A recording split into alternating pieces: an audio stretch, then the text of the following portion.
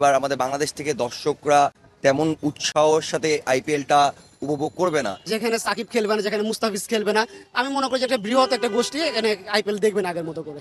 আমি আইপিএল কে ওভাবে প্রাধান্য দিব না, কারণ যেহেতু আমার দেশের কোনো প্লেয়ার খেলছে না, তাহলে এখানে একটা ক্ষোভ থেকেই যায়। ইন্ডিয়া অলওয়েজ বাংলাদেশে ডমিনেট করে আর কি, ঠিক আছে। যে যখন আপনার মাশরাফি পিক ফর্মে ছিল, এক বছরে 49টা উইকেট পাইছে, তখনও মাশরাফিরা যখন কলকাতা নিচে দলে তখনও সবগুলো ম্যাচ খেলায় নাই, ঠিক আছে। একটা দুইটা ম্যাচ খেলায় আর কি, জাস্ট আপনার ওই ফেসবুকে লাইকস বাড়ানোর জন্য, ভিউজ বাড়ানোর জন্য, ফলোয়ার্স বাড়ানোর জন্য, এই সব কাজে আর কি একজনের নেয়। যাই লাইক আশরাফুল্লাহ যখন মুম্বাই নিছিল তখন ওরা খেলায় নাই, কিন্তু ওই যে ফলোয়ার্স গুলা বাড়ায় নিছে আর কি। লাইক এইভাবে মুস্তাফিজের সবাই ইউজ করছে মোটামুটি। মুস্তাফিজ লাস্টবার অনেক ভালো করেছে, লাইক যখন সে আইপিএল থেকে চলে আসছে তখন সে মনে হয় হাইয়েস্ট উইকেট টেকার ছিল, এবং সাকিব তো দীর্ঘদিন ধরে অনেক ভালো খেলে আসতেছে আইপিএলে।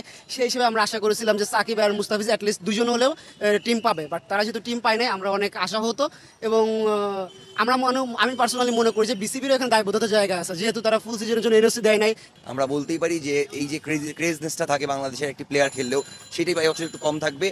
আমার ব্যক্তিগত মতামত বলতে, আমাদের যে তরুণ প্লেয়াররা আছে তারা কনসিস্টেন্ট না, এখানে আমাদের দায়বদ্ধতার জায়গা আছে। বাংলাদেশের প্লেয়াররা কখনোই কনসিস্টেন্ট ছিল না, সেই দিক থেকে সাকিব মুস্তাফিজ তারা ব্যতিক্রম ছিল, তারা আইপিএল খেলেছে এবং দীর্ঘদিন পারফর্ম করেছে। এর আগেও আমরা দেখেছি অনেক বাংলাদেশি প্লেয়ার আইপিএলে জায়গা পেলেও তারা কখনোই একটার বেশি ম্যাচ পায়নি, কারণ তারা কনসিস্টেন্সি প্রুভ করতে পারেনি।